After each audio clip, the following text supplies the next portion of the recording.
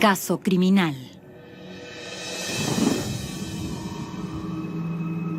Tenemos un caso criminal en Lubbock, Texas, donde la desaparición de un adolescente en medio de la noche desconcierta a la policía y expone a una familia y a una comunidad al lado más oscuro de la naturaleza humana. 4 de mayo del 2004, justo después de medianoche, Joan Rogers, de 16 años, llega a casa de su trabajo de medio tiempo en una tienda de emparedados y saluda a su mamá y a su papá. Ella tenía problemas con un compañero de trabajo. Comentarios rudos y acoso sexual. La hacía sentir incómoda. Cuando llegó a casa esa noche, nosotros ya estábamos en la cama. Entró en nuestra habitación y le preguntamos si había tenido problemas con esa persona. Ella dijo no, ya lo solucionamos. Aliviados y cansados, todos se fueron a dormir. Pero alrededor de las 3 de la madrugada, un ruido raro despierta a Kathy y a su esposo Joe Bill. Cuando cierras la puerta, a veces otra hace ruido. Y oímos un ruido. Nos levantamos. Joe Bill fue a mirar por la puerta del costado, porque ya estaban en nuestros autos.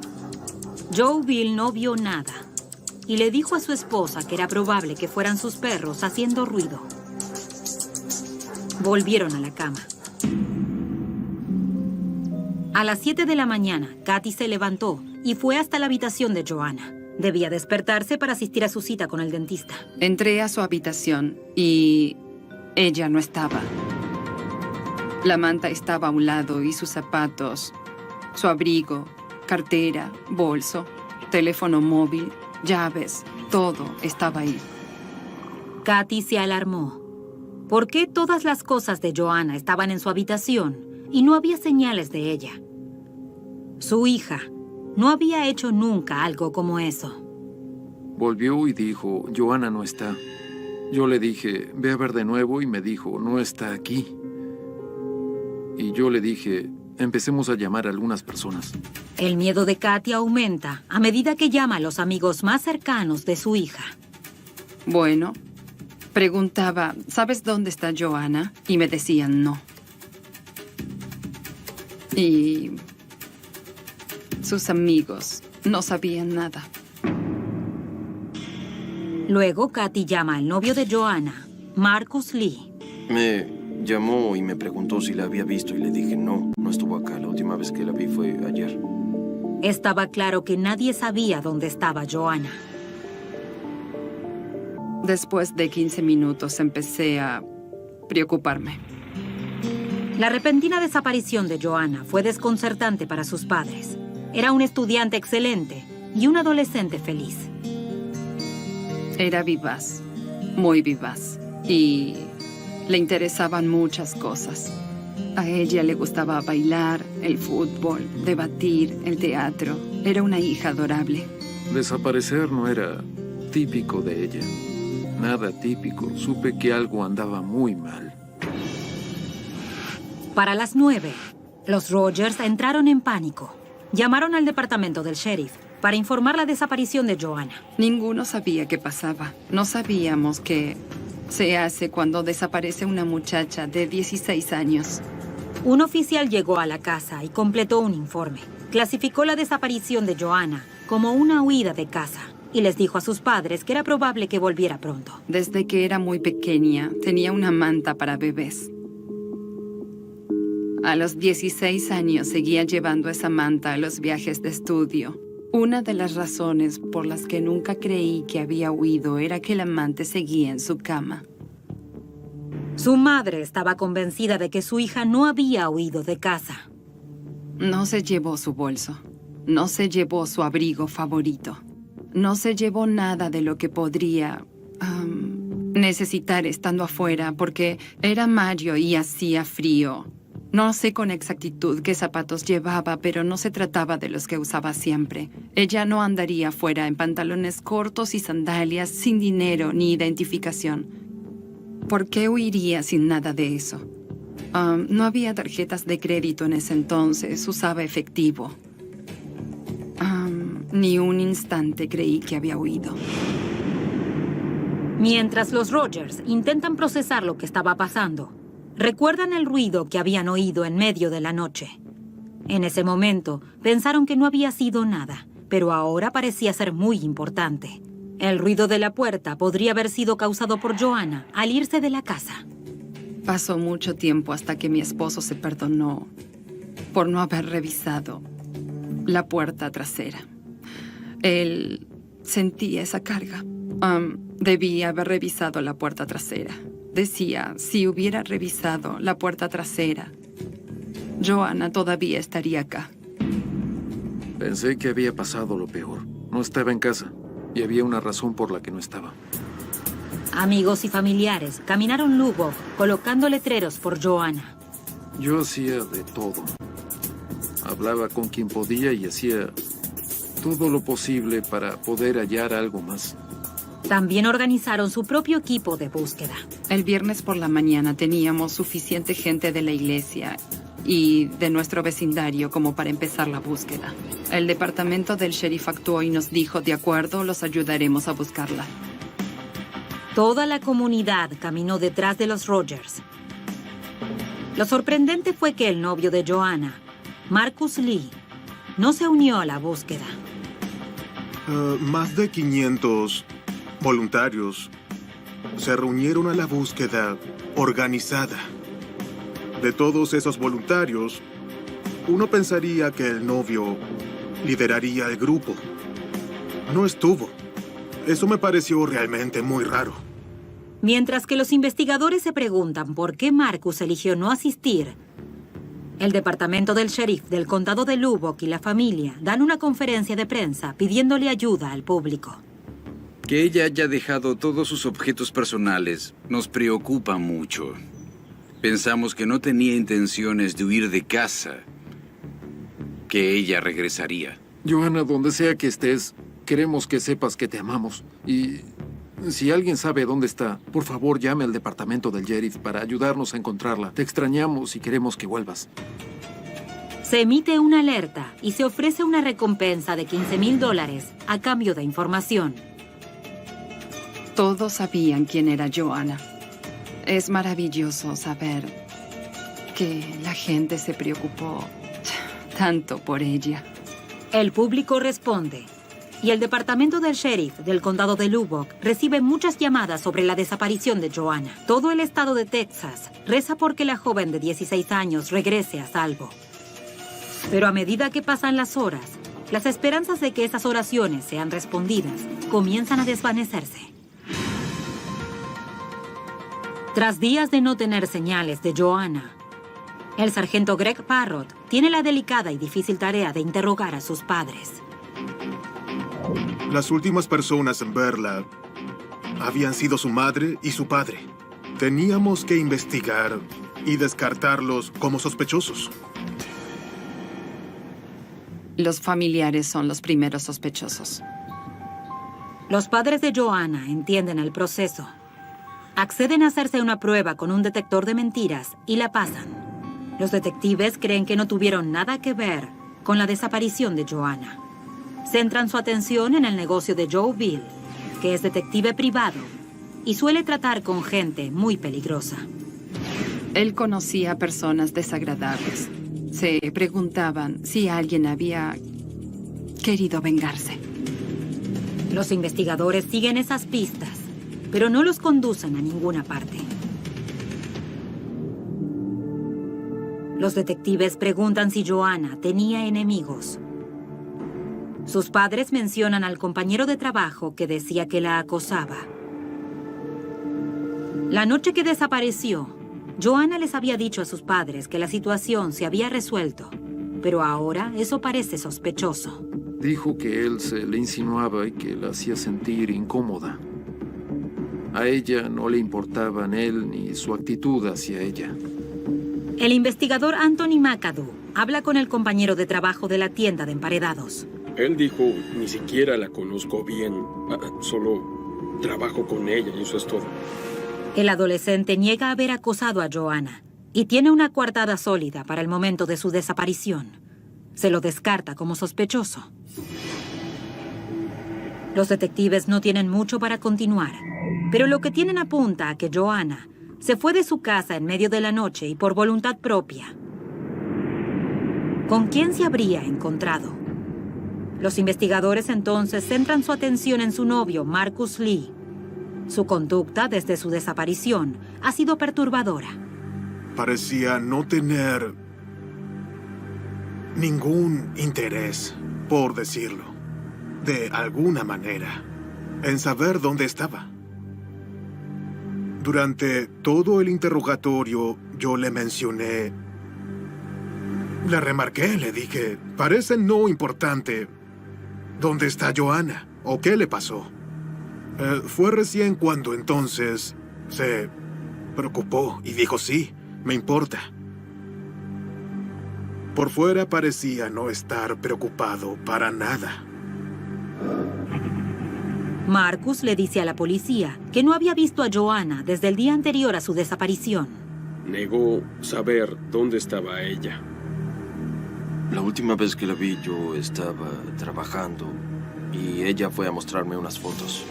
Marcus no había ayudado en las búsquedas de Joanna, pero insistía en que no tenía nada que ver con su desaparición. Le piden que realice una prueba con el polígrafo. Creo que él lo sabía porque había indicios de que ocultaba algo sobre lo que sabía o sobre el lugar donde ella podía estar. Cuando los oficiales confrontan a Marcus por haber fallado en el detector de mentiras, él se enfada mucho. Me hicieron el proceso de interrogación varias veces. Yo repetía lo mismo una y otra vez. Por eso me enfadé. La policía presiona a Marcus por lo que puede no estar diciéndoles. Pero cuando intentan conectar a Marcus con la desaparición de Joanna, se enteran de que no sabe conducir. Su único medio de transporte es una bicicleta. En ese momento ella vivía a unos 8 o 9 kilómetros de donde yo estaba, de mi casa. Les dije que no iría allá en mi bicicleta. Y si fuera allá en mi bicicleta, ¿qué haría? La policía sigue investigando y logra confirmar la coartada de Marcus para la noche de la desaparición. Estaba en casa con su familia. Deciden que falló con el polígrafo porque estaba nervioso y lo descartan como sospechoso. Eso fue muy intenso. Me interrogaron un oficial de policía y un agente federal. Luego me interrogaron 3 detectives del departamento de policía de Lubbock. Y luego tuve un interrogatorio con el detector de mentiras. Y todo esto pasó en poco tiempo. Así que para cuando me hicieron la prueba con el detector de mentiras ya estaba perturbado por todo. Estaba exhausto. La investigación regresa al principio. Tras hablar con sus amigos y conocidos, la policía se pregunta si Joanna podría haber tenido a alguien más en su vida que sus padres no conocían. Revisan su computadora, esperando encontrar algo. Así que tomé su computadora y descargué sus contactos y esas cosas. El sargento Larry Manali es el experto forense en computadoras del Departamento de Policía de Lubbock. Descubre que Joanna tenía una vida social secreta en línea y que hablaba con más de 100 personas. La mayoría eran conversaciones típicas de secundaria. Algunas tenían un toque romántico sobre lo que ella hablaba. Pero en general eran conversaciones típicas que veo de forma habitual en las computadoras de adolescentes. Descubrimos que Joanna tenía bastante actividad en Internet en cuanto a comunicaciones con otras personas. Eso también me ayudó a conocer su nivel de inteligencia. Si estabas del otro lado de esa computadora, no te hubieras dado cuenta de que te comunicabas con una estudiante de 16 años. Le dimos su propia computadora en enero, antes de que desapareciera. Ella no la usaba en secreto, pero yo no sabía lo suficiente de computadoras como para estar interesada. Con la esperanza de encontrar una pista, los investigadores comienzan la ardua tarea de averiguar quiénes eran en realidad los amigos en línea de Joanna. Trabajamos con nombres de usuarios. Obtuvimos órdenes de la corte para rastrear esos nombres y nuevamente convertirlos en nombres de seres humanos. Los detectives se preocupan al descubrir que muchos de sus amigos en línea son hombres adultos. A quienes contactaba en su vida secreta, nosotros no lo conocíamos. Sus padres no lo conocían y sus amigos no lo conocían. Existe la preocupación de que uno de los amigos en línea de Joanna pueda estar conectado con su desaparición. Yo creo que no era imposible. Había muchos que no conocíamos. No podíamos estar seguros de qué tipo de contacto o relación tenía con ellos. Los investigadores ubican a varios de los hombres.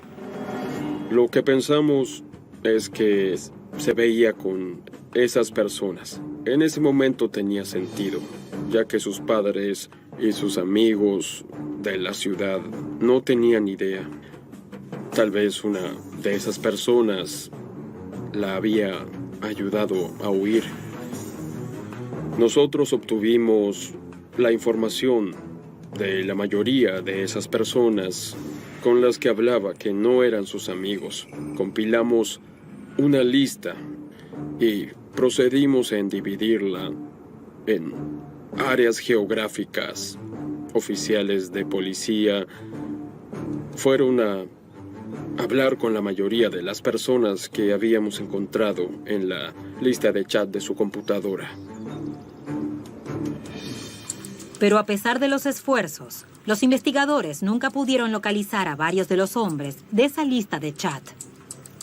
No había rastros, no había nada que pudiéramos encontrar. Pasan los meses, no hay pistas nuevas y el caso se enfría. Después de un tiempo, trabajábamos solo algunos días y llegamos al punto en que trabajábamos al menos una vez por semana. Seguíamos intentando buscar pistas, seguíamos trabajando en el caso, pero no le dábamos prioridad. Los Rogers deben enfrentar la dolorosa posibilidad de no encontrar nunca a su hija adolescente. Pero casi un año y medio después de la desaparición de Joanna, Kathy Rogers recibe una llamada del departamento del sheriff del condado de Lubbock que lo cambiaría todo. Un día caluroso de septiembre en el oeste de Texas, un trabajador de un vertedero de la ciudad de Lubbock encuentra una maleta negra que lucía extraña. Me pareció extraña. Corrí el cierre y vi dedos de pies. Estaban doblados. El cuerpo de una joven golpeada de manera brutal había sido introducido en la maleta. De inmediato, el trabajador llama a la policía. Fuimos al vertedero. Llegamos y vimos un cuerpo en una maleta. Yo averigüé dónde habían recogido la basura los camiones. Y un conductor pensó que había visto la maleta en uno de los vertederos de su ruta. Nos llevó y nos mostró el lugar. Recuerdo con claridad que salí del auto y sentí un hedor. Y también recuerdo que la maleta negra que habían mencionado estaba en medio de una pila de basura. Fue repugnante. Nadie merece ser asesinado y dejado como si fuera basura. La víctima estaba desnuda. Hasta el forense se sorprendió por la condición del cuerpo. Había sido muy golpeada, de la cabeza a los pies. Se trataba de una persona alta que había sido introducida en una maleta en forma de acordeón. La espalda apoyada contra un costado de la maleta y la cabeza doblada hacia abajo. No te acostumbras a esa clase de cosas. Y hace 20 años que hago esto, pero sigue sorprendiéndome. ¿Cuánto mal le puede hacer una persona a otra? Era obvio que bueno, ella había sido... No lo supimos cuando la encontramos, pero sí tras la autopsia. Ahí nos enteramos de la extensión de sus heridas. Tenía heridas bastante severas de golpes y había sido abusada sexualmente. Y tenía heridas que determinaban específicamente que la habían asfixiado. Así que la conclusión fue, por la información que recabamos, ahorcada, y luego de esto, su cuerpo fue metido en una maleta. A pesar de haber sufrido un ataque brutal, el doctor Natarajan cree que es posible que la víctima haya estado viva cuando la metieron dentro de la maleta. Las causas de su muerte fueron 2. Traumatismo por golpes fuertes y asfixia. Un tatuaje en su tobillo que dice Summer convence a los investigadores que la joven no es Joanna Rogers. Teníamos lo que pensábamos que era su nombre. Al menos su primer nombre, y luego revisamos los archivos para ver si aparecía ese nombre. Y sí, esa fue una tarea que fue bastante difícil. No tenía ninguna identificación, así que no teníamos muchas pistas para trabajar, para avanzar, y tuvimos que arreglárnoslas. Cuando la autopsia revela que la víctima estaba embarazada de 10 semanas, la policía clasifica el crimen como un homicidio doble. Los detectives esperan que el tatuaje ayude a identificar a la víctima. Los investigadores descubren algo. El tatuaje identifica a la mujer de 29 años como Summer Baldwin.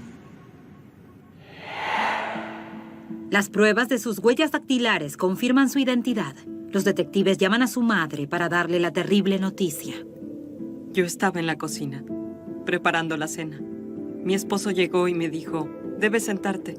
Yo dije, estoy muy ocupada como para sentarme, debo terminar la cena. Dijo, debes sentarte. La policía llamó y me dijo que habían encontrado su cuerpo. La mamá de Summer vivía a más de 2.800 kilómetros en el estado de Washington. Hablaba con su hija una vez a la semana.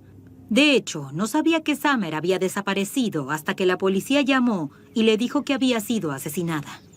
Intenté, ¿sabes?, obtener toda la información de la policía. Lo que quería saber era qué le había pasado. Me dijeron, bueno, todavía no lo sabemos. Pero los detectives están determinados a averiguarlo. Comienzan intentando conectar los últimos movimientos de Summer. Los investigadores hablan con sus amigos, esperando obtener alguna pista. Una de sus amigas nos dijo que la había visto en una tienda local la noche del domingo, 2 días antes de que su cuerpo fuera encontrado. La joven le dijo a la policía que Summer había dejado la tienda en una camioneta roja conducida por un hombre al que no había reconocido. Él era un hombre blanco o hispánico con el corte de cabello bastante corto. En las descripciones aparece como un corte de cabello militar. La última vez que alguien vio a Summer viva fue la noche que salió con un hombre desconocido. Era algo parecido a lo que los detectives sospechaban que le había pasado a Joanna Rogers. ¿Los dos casos podrían estar conectados? Los detectives vuelven a la única prueba física que tienen: la maleta negra. Cuando la examinan de cerca, notan parte de una etiqueta en la manija. Era del tipo de etiqueta que ves en algo que fue comprado nuevo. También encuentran un código de barras dentro de la maleta. Cuando los detectives encuentran la maleta, notan que está sucia por haber estado en el vertedero. Ahora se dan cuenta de que no es tan vieja como parece. Empezamos a reunir nuestras ideas. Todavía tenía la etiqueta, era una maleta nueva. ¿De dónde había salido? El sargento Tal English se ofreció como voluntario para intentar ubicar la tienda donde habían vendido la maleta. Descubrí que la maleta que teníamos se vendía solo en una de estas tiendas de compras. Entonces vinimos para poder ver si podíamos obtener información. Mientras inspeccionan el corredor de equipajes, uno de los vendedores de la tienda le da al sargento información valiosa. Uno de los empleados me dijo, si tiene el número de código del producto, podemos ver cuántas se vendieron, en qué momento y en dónde. El número de código del producto, la pequeña etiqueta con el código de barras que encontraron en la maleta, contenía mucha información. Debíamos averiguar cuándo habían comprado ese objeto que teníamos. Los registros de la tienda muestran que cerca de la hora en que Summer fue vista por última vez, fueron vendidas solo 2 maletas. Una de las maletas había sido vendida a las 3:30 de la madrugada del lunes, un día antes de que encontraran su cuerpo. Y quien haya comprado la maleta había hecho otra compra perturbadora. El otro objeto comprado a la hora de la maleta fue un par de guantes de látex. Tomamos esa información con la otra información que teníamos y era algo único. Si alguien compra una maleta a las 3:30 de la madrugada, ¿por qué compraría también unos guantes de látex? Los detectives piden mirar el video de vigilancia de Walmart, esperando poder ver a la persona que compró la maleta. Retroceden el video hasta las 3:30 del lunes, el momento en que se vendió la maleta. Se lo puede ver entrar a hacer su compra y luego salir con su maleta. Luego se lo ve caminando hacia la camioneta. Se sube a ella y se va. Los detectives ahora tienen el video del hombre que creen que mató a Summer y esperan que eso los ayude a resolver la desaparición de Joanna Rogers.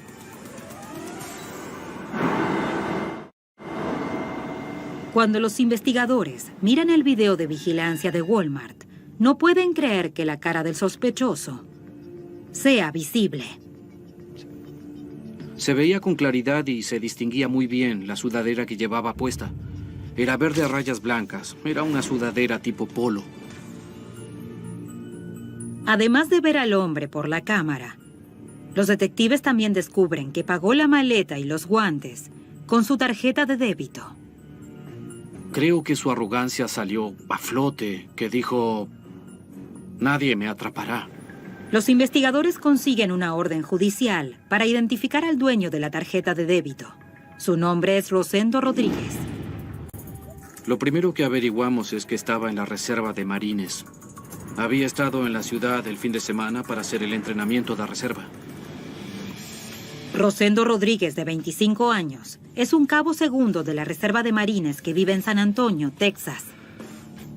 Entrenaba en Lubbock. Su grupo estaba en Lubbock y una vez al mes venía a Lubbock y entrenaba en nuestro centro de reserva. Descubrimos que había ido a Texas Tech y también que no había terminado, que no se había graduado en Tech, pero que había estudiado ahí. Era buena información. Averiguamos que era de San Antonio. Ahí empezamos a descubrir muchas cosas sobre él, pero esas fueron las primeras cosas que averiguamos en concreto de él. Los investigadores indagan más y descubren que no tiene antecedentes delictivos de ninguna clase. Están detrás de un asesino. Los detectives comienzan a rastrear las actividades de la tarjeta de crédito de Rodríguez. Descubren que cuando estuvo en Lubbock, rentó una camioneta roja. Una como en la que habían visto a Summer por última vez. También descubren que había pasado la noche en un hotel. Se quedó en el Holiday Inn, acá en Lubbock.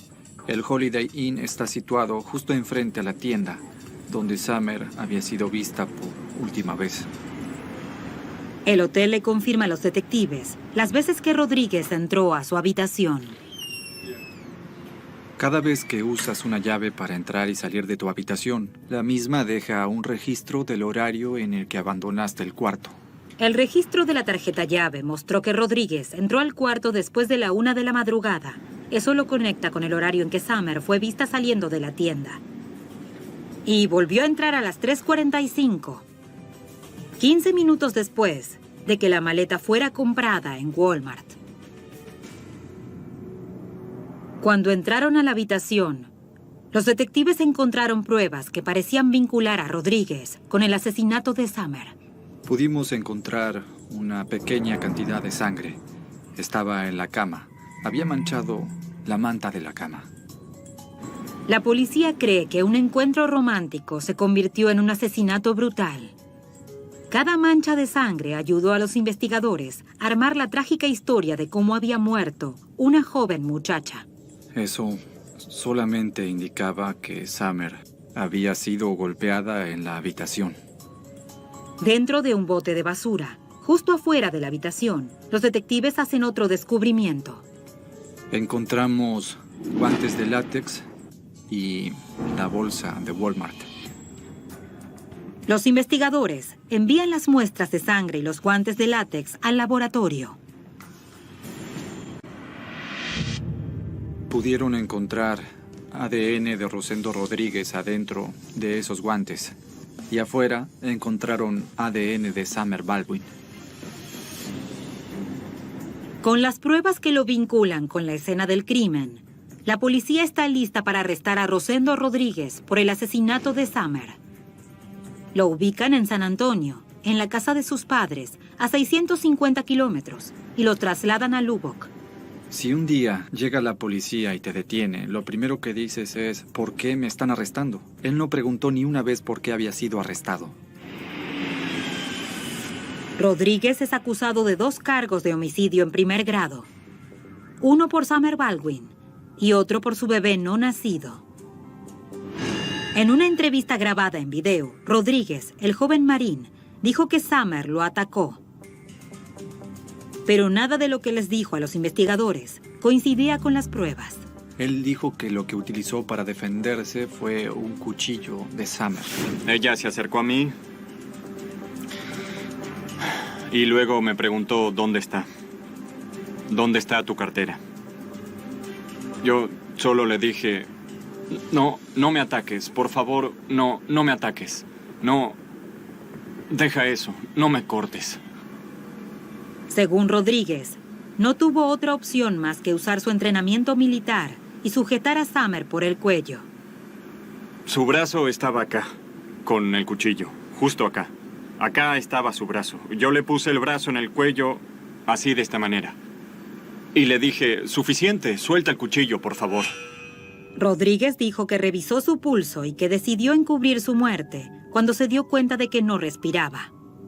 No llamó a emergencias. Se pensó que había comprado una maleta y la había arrojado a ella en la basura. La confesión de Rodríguez sobre cómo se deshizo del cuerpo de Summer coincide con las pruebas. Pero los investigadores están convencidos de que su historia sobre el ataque es una mentira. No explicó la sangre encontrada en la habitación, ni tampoco la ausencia de heridas defensivas. Los investigadores confían en que pueden probar que Rodríguez asesinó a Summer, pero quieren pruebas adicionales. Los 2 investigadores que se quedaron en San Antonio consiguieron órdenes de allanamiento para la casa de los padres.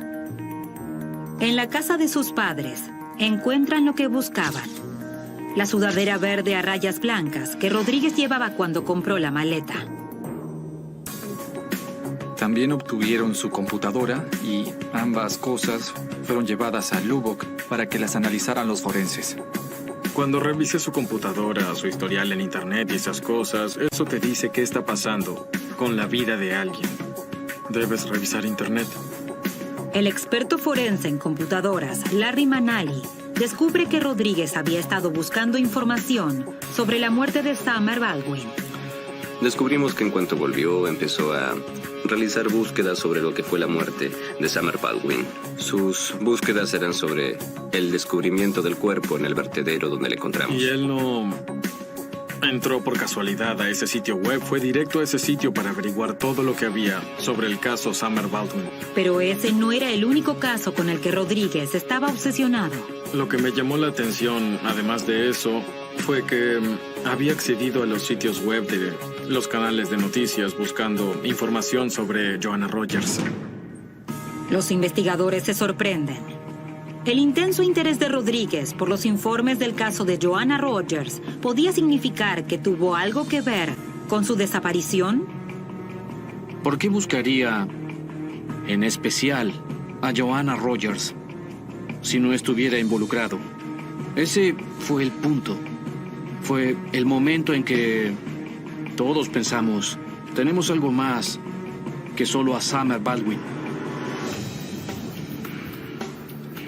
No pasa mucho tiempo hasta que los detectives descubren otra conexión entre Rosendo Rodríguez y Joanna Rogers.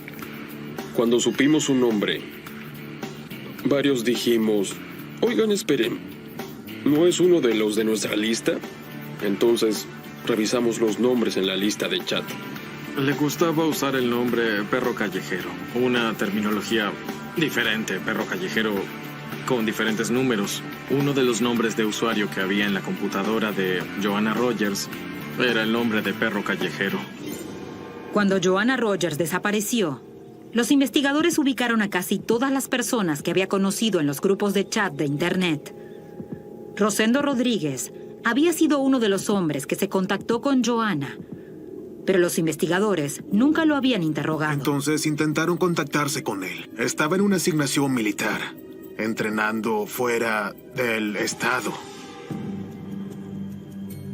Ahora que había una clara conexión entre Joanna Rogers y Rodríguez, los detectives consiguieron los registros de su teléfono móvil, esperando una comunicación entre ellos la noche que desapareció. Se hicieron 2 llamadas la noche que Joanna desapareció. Creo que la llamada inicial fue para arreglar un encuentro y la segunda para decirle, ya llegué. Las llamadas parecen probar que Joanna había acordado encontrarse con Rodríguez. Ahora la policía tiene registros telefónicos y de chat, pero no tienen lo suficiente para probar lo que creen que pasó. Que Rodríguez hizo salir al adolescente de su casa y la mató a sangre fría. No teníamos a Joanna. No teníamos pruebas en la escena del crimen. Los detectives acuden a los fiscales para ver si ellos pueden hacer que Rodríguez les cuente qué le pasó a Joanna. Entonces tomé una decisión. Contacté al abogado de Rodríguez y le comuniqué. Si él tuvo algo que ver con la desaparición de Joanna Rogers y nos dice qué fue lo que pasó y dónde está el cuerpo y si podemos encontrarla, no voy a exigir la pena de muerte por el caso Summer Baldwin.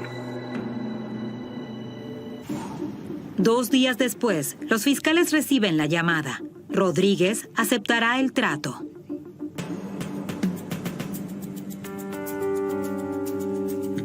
Fijamos un interrogatorio en el departamento de policía de Lubbock para obtener su confesión y descubrir qué fue lo que le pasó a Joanna Rogers. Rodríguez le dijo a la policía que llamó a Joanna y que ella le dijo que fuera a su casa.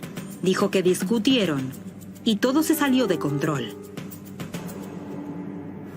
Me puse furioso y puse mis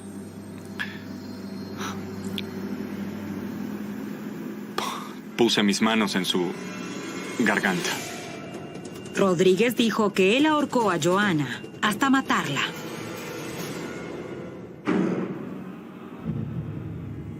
Después de eso, ella quedó sin vida. ¿Qué quiere decir que se quedó sin vida? Ella no respiraba. Fue una horrible historia conocida. Tal como había hecho con el cuerpo de Summer, Rodríguez dijo que condujo hasta su apartamento y tomó una maleta para deshacerse del cuerpo de Joanna. Describió con calma ese acto impensable. La tomé del apartamento, bajé y la puse adentro. ¿Cómo hiciste eso? La puse en posición fetal, así. ¿Eso pasó en la parte trasera de la camioneta? Sí. ¿En el estacionamiento? Sí. Después del interrogatorio, Rodríguez muestra dónde botó la maleta con el cuerpo de Joanna Rogers dentro. Si la información que Rodríguez dio sobre el contenedor de basura es cierta, los investigadores podrán determinar un área específica en el vertedero para buscar el cuerpo de Joanna. Encontrar a Joanna es importante para toda la comunidad. Los investigadores están determinados a seguir cualquier pista para llevarla a casa, sin importar cuán difícil sea la tarea. Después de casi 2 meses de cavar en ese enorme vertedero, el costo se vuelve prohibitivo. El día en que la búsqueda estaba a punto de cancelarse, los investigadores hacen un esfuerzo final para encontrar la maleta negra. Lo que comenzó como una búsqueda metódica se vuelve una búsqueda desesperada. Pocas horas antes de la supuesta cancelación de la búsqueda, encuentran el cuerpo de Joanna. Diría que esos padres sufrieron. Nadie debería encontrar un cuerpo en un lugar así, pero nos alegró poder darle un cierre a la familia. Ellos podrían enterrar a su hija.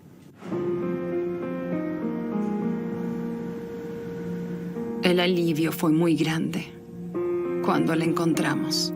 porque sabía que no debería conducir hasta un bosque y decir tal vez debería buscarla acá. O pensar tal vez debería poner un letrero más por aquí. La búsqueda terminó. Ella estaba en casa y eso fue muy importante. El acuerdo de Rodríguez con la fiscalía se cumplió y Joanna Rogers fue encontrada. Pero el caso estaba lejos de terminar. Llegó el momento de declararse culpable por el asesinato de Summer Baldwin. Pero Rodríguez y su defensa no cumplieron con esa parte del trato. Empezó a decir, no entiendo qué está pasando. No entiendo los procedimientos. Estoy confundido. Pensé que quería hacer pasar el caso por demencia. Que él quería que ellos lo declararan incompetente para ser juzgado. Era un individuo que había matado a 2 personas y teníamos un acuerdo para salvarle la vida encima de todo. Podía declararse culpable sin temer lo que él se define como pena de muerte. Fue una sorpresa para mí y me enfadó bastante. Podría decir que me enfadé más por eso que otra cosa. Según la ley de Texas, cancelar el acuerdo también invalidó la confesión de Rodríguez por el asesinato de Joanna. Sin una confesión, había suficiente para avanzar, pero no tanto como para ir más allá de una duda razonable. No teníamos pruebas suficientes. Sin embargo, los fiscales tienen un caso poderoso contra Rodríguez por el asesinato de Summer Baldwin y su hijo no nacido. Y con el acuerdo revocado, pueden pedir la pena de muerte en el juicio. Comienzan las declaraciones iniciales y Rodríguez tiene que enfrentar a las familias de las víctimas. Le habría hecho un agujero. Quería ver cómo se veía una persona tan malvada por dentro. La fiscalía presenta un caso abrumador contra él.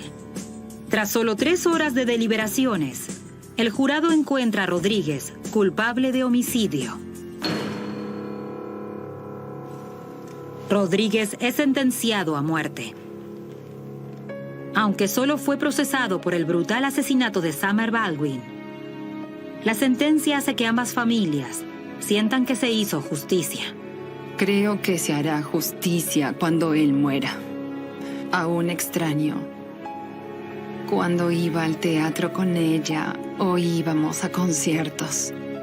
Muchas cosas quería compartir con ella y compartimos. Extraño mucho eso. Joanna Rogers tenía solo 16 años cuando se comunicó en línea con el hombre que la asesinaría. Es una historia de advertencia para todos los padres de adolescentes.